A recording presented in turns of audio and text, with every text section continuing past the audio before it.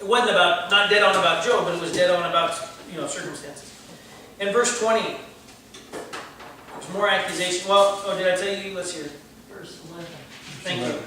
Verse 11. Zophar says, now in all this stuff, I'm giving you just the verses that summarize what Zophar's argument is. Verse 11, he says, he's speaking about God concerning Job. He says, he knows worthless men and he sees iniquity. Will he not consider it? What's he saying Job is? Worthless. A worthless man. Got crazy bold moves of this guy. Verse 20. Same thing. But the eyes of the wicked will fail. All way of escape will be lost to them, and their hope is to their breath. And their hope is to breathe their last. What does Job want to do? What did Job just get done saying he wanted to do? Die. Die. So, guess what this guy is accusing Job of? Oh, you're wicked. You're wicked, and the other one was, you are worthless. Right? That's the nature of the accusations. You're wicked and you're worthless. What a great friend. That's why the song goes, what a friend we have in Jesus, instead of, what a friend we have in Zophar. He's a jerk, right? Total. So, What's the blank for 20 again? more accusations. More accusation. More accusations. Right? Chapter 12. It's cool, man. Verse 2. No doubt you are the people, and wisdom will die with you. The idea is, no doubt you think you're somebody special. When he says the people, that's what he's talking about. You think you're pretty neat stuff, right? No doubt you are the people, and wisdom will die with you. But I have understanding as well as you. I am not inferior to you. Who does not know such things as these? I am a laughingstock to my friends. I who called to God and he answered me, a just and blameless man, am a laughingstock. So I want to point out a couple of things. It's interesting stuff here. First off, Job says, don't talk down to me. You think you're so smart. Well, you're just jealous, Jan. Right?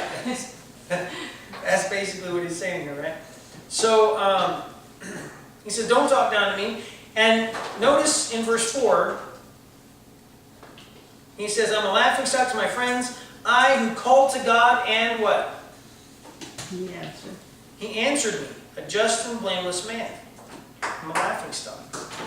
I want to point out two things. One is, this could mean that God has told Job, you are just and blameless. And maybe that's why Job holds so consistently to, I'm just and blameless.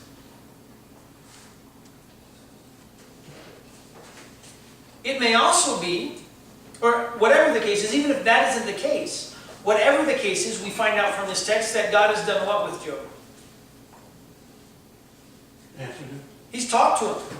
There has been some audible dialogue that's gone on between Job and God. Yes, ma'am? If we go back to the first chapter where he tells Satan, when he says, if you consider my servant Job, there's no one like him, he is blameless and upright. So Right. and that's why I say it fits to me, because he almost quotes what God says to the devil. yeah. It's interesting stuff. And he specifically says, I called to God and he answered me. That appears to me to be that God spoke with audible sound to Job at some point. And Job is like, I know I'm not out of line because I've talked to God about that and I'm not. Right? That's pretty good, I'll say. If that's the basis of Job's firm foundation of I'm not out of line, you couldn't get a better basis for his firm foundation. Right?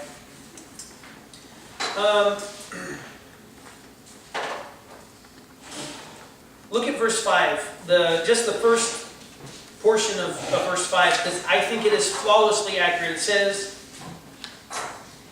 in the thought of one who is at ease, there is contempt for misfortune. It's interesting that people who are going through trouble can look at another person who's going through trouble and have compassion. It takes a person who thinks what they got because they earned it and they're so smart, they figured out life, and they can look at other people and say, oh, you've got trouble. Well, I can tell you what the problem is. Yes, Lord. You're a moron, right? That's the response to people who are going through trouble, right? So he says, In the thought of one who is at ease, there is contempt for misfortune. It's an assumption, and I will tell you, I can condemn myself even a little bit with this because I am not homeless. I drive down the road and I see somebody on the side of the street, sitting with a sign, and I think, what poor choices. I wish I could say I didn't think that, but those are thoughts that go through my head. Poor choices. I don't know why you want to be out there, and probably sometimes I have misdiagnosed. Probably sometimes I've diagnosed flawlessly. But sometimes I've probably misdiagnosed, and that's not right. The innocent should not be grouped with the guilty and thrown into a moat, right? Right? So, we need to be careful about that. Verse 6, the tents of the robbers are at peace, and those who provoke God are secure, who bring their God in their hand. So what's Job now accusing the friends of? I think there's one of two things. Either his friends are idol worshippers. He says they bring their God in their hand. So how do you do that? One of two ways. Either you got to have an idol, or you got to have a small God. Like your perception of God is that God is a small God and He can fit in the palm of my hand, right? So Job's friends have a small God, and it could also have to do with idols. Either one of those, I think, would be reasonable assumptions. Verse 9, who among all these does not know that the hand of the Lord has done this? Job points out that the buck stops with God, right? Points out that the buck stops with God. Verse 13, with God are wisdom and might. He has counsel and understanding. What does Job accuse God of?